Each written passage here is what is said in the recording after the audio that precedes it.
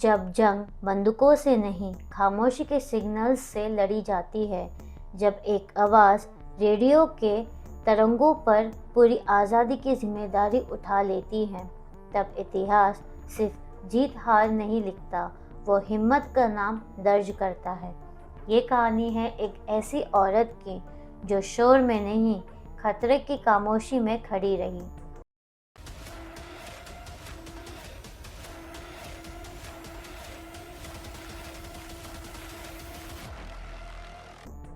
Om Namah Shivaya, Namaste and hello, this is Sharvari Mara. Welcome back to my channel. If you like my videos then please like, share and subscribe to my channel and don't forget to click the bell icon.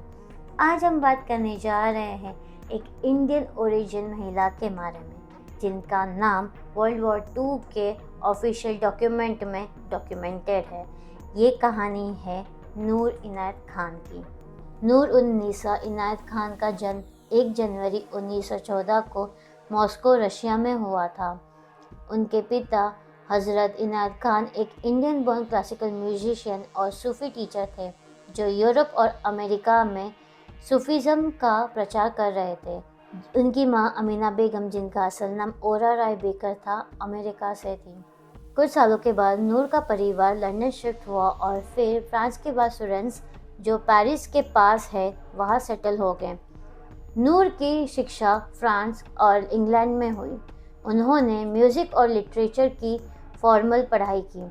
World war 2 से पहले नूर ने children's stories और articles लिखे। उनकी किताब 20 झटकास tales साल 1939 में publish हुई। जून 1940 में नाज़ी जर्मनी ने फ्रांस पर कब्ज़ा किया। नूर और उनका परिवार इंग्लैंड चला गया। इस दौरान नूर के पर्सनल बिलीव्स पैसिफिक थे, लेकिन उन्होंने नाज़ी आइडियोलॉजी और फेसिज्म के खिलाफ एक्टिवली काम करने का फैसला किया। नवंबर 1940 में नूर ने विमेंस ऑक्सिलरी एयर फोर्स को ज्वाइन किया। वॉफ के अंदर उन्हें वायरलेस ऑपरेटर के रूप में ट्रेन किया गया। इस ट्रेनिंग में Moore's code, radio transmission, encryption और कम्युनिकेशन सिक्योरिटी शामिल थी।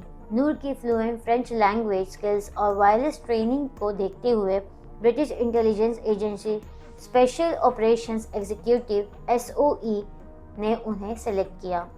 फरवरी 1943 में नूर को SOE सेक्शन F, जो फ्रांस ऑपरेशंस हैंडल करता था, के लिए ऑफिशियली रिक्रूट किया गया। उनका कोड नेम था मैडेलिन। नूर पहली महिला वायरलेस ऑपरेटर थी जिसे ब्रिटेन ने नाज़ी ऑक्यूपाइड फ्रांस में एक्टिव फील्ड पे मिशन पर भेजा। 16-17 जून 1943 में नूर फ्रांस लैंड हुई और पेरिस पहुंची।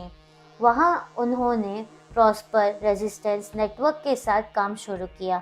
वायरलेस ऑपरेटर का रोल सबसे ज़्यादा खतरनाक माना जाता है क्योंकि जर्मन फोर्स रेडियो सिग्नल्स को ट्रैक करके एजेंट्स को लोकेट कर लेती थी। जून 1943 के अंत तक प्रॉस्पर नेटवर्क ने गेस्टापो के द्वारा इन्फिल्ट्रेट और डिसमेंटल कर दिया। इसके बाद पेरिस में नूर इनायत खान ही एकमात्र एक्टिव SOE वायरलेस ऑपरेटर बच गई थी।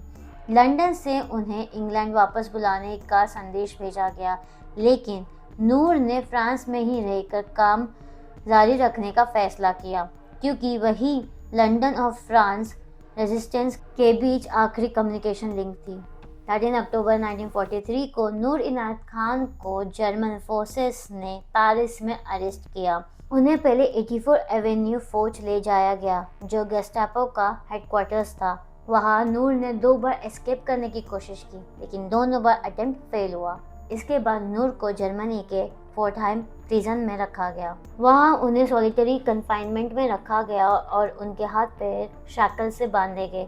ऑफिशियल रिकॉर्ड्स के मुताबिक इंट्रोगेशन के दौरान नूर ने कोई भी ऑपरेशनल या इंटेलिजेंस इंफॉर्मेशन डिस्क्लोज नहीं किया। 12 सितंबर 1944 को नूर इनायत खान को डाकचाओ कंसंट्रेशन कैंप भेजा गया। 13 सितंबर 1944 की सुबह नूर को 3 और फीमेल SOE एजेंट्स के साथ एग्जीक्यूट कर दिया गया। उस वक्त नूर की उम्र सिर्फ 30 साल की थी। कुछ आई विटनेस अकाउंट्स के मुताबिक उनका आखिरी शब्द लिबर्टे था, लेकिन एग्जैक्ट वर्डिंग पर एब्सोल्यूट डॉक्यूमेंट्री कंफर्मेशन उपलब्ध नहीं है। नूर इनायत खान को उनके एक्स्ट्रा ऑर्डिनरी ब्रेवरी के लिए बाद में कुछ अवार्ड से सम्मान किया गया।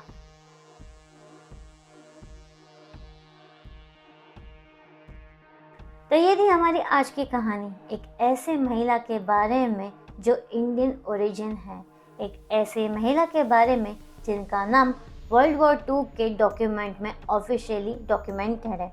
If you like my videos then please like share and subscribe to my channel and don't forget to click the bell icon. मिलते हैं अगले वीडियो में अगले जॉनर के साथ। कीप वॉचिंग खानी टॉकीज। ओम नमः शिवाय।